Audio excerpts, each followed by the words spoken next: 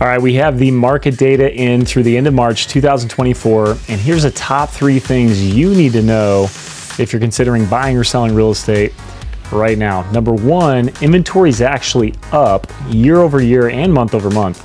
Number 2, pending sales are actually up significantly month over month, as well as year over year. And lastly, overall inventory levels are still very, very low, which means it's a competitive market with everything that's going on right now. So if you want to find out more, watch the rest of our video.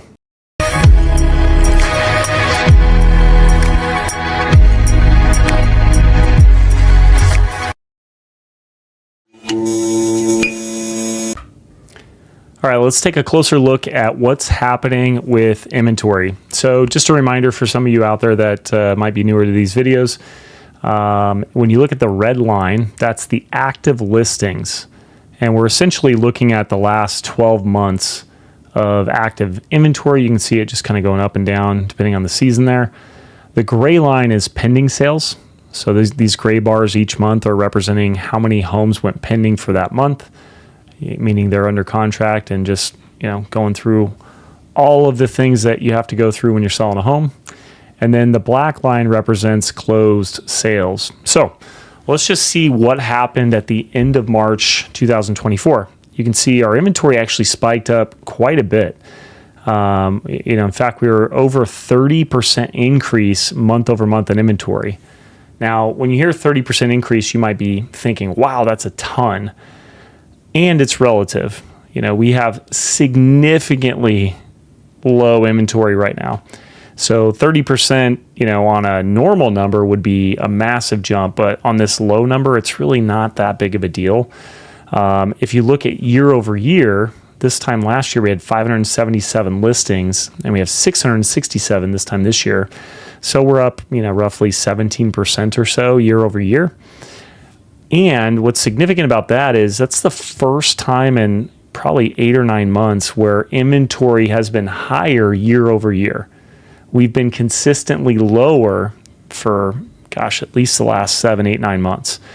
So this is the first month we've actually gone the right way for what we need. Now let's dig into pendings. So looking at March 2024 pendings, we had 497 pending, which is about a 25% increase month over month, and almost a 10% increase year over year in terms of pending. So even, though the inventory went up significantly, we still saw quite a few pendings. In fact, I would say the reason we saw so many pendings is because we had more homes to sell. This has been a big challenge in our market. And, getting more inventory is very, very, very crucial to, having more of a normalized market. So let's look at the overall picture in terms of inventory and how that goes. When you look at Ada County as a whole, so this is showing all the existing home sales, we have an average of 1.5 months worth of supply. So what that means is that if we had no new listings come on the market in the next 45 days and we continued to sell at the rate we have been selling, we would have 0 homes for sale in the existing home market for Ada County. So, a balanced market is 5 to 7 months worth of supply. If we're over 7 months, that's a buyer's market. If we're under 5 months, it's a seller's market. Being at 1.5 months supply is still very much a seller's market. Now, what's interesting about this market is with interest rates being, close to 6 3/4, 7%, we are still in what feels like a balanced market. Even though there's only 1.5 months of supply, buyers are really trying to do the best that they can, given the fact that they have to buy, otherwise they probably wouldn't be looking. But with rates being as high as they are, people are very, very, very crucial about what they're buying. So as you can see, we're still selling plenty of homes. There's still not a lot of inventory. If you're a seller in this market, you need to understand that you still have to be priced competitively. We're not seeing very many homes get multiple offers, highest and best. That's only happening when people underprice their homes significantly, or in these lower price points like 300 to 350 in Ada County. There's only half a month's supply. But once you get over 500,000 or so, you're very unlikely to see the multiple offer scenario with any consistency. It happens for sure, but usually it's underpriced, or there just so happens to be like a neighborhood that doesn't have very much activity in it, and people have been waiting for something to happen there. So that's pretty much what's happening in our real estate market in Ada County. I can't stress it enough. Now more than ever, I've been saying this for a while now, but I'll just repeat it because it's so worth understanding.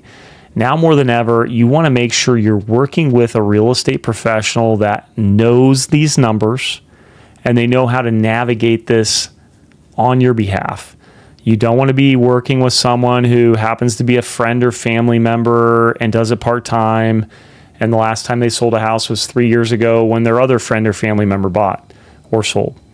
You really want to make sure you're working with a professional who's in this market day in and day out and understands what's happening in terms of negotiation, understands what's happening in terms of timing, and what's happening with lending. All these things are critical aspects of the process.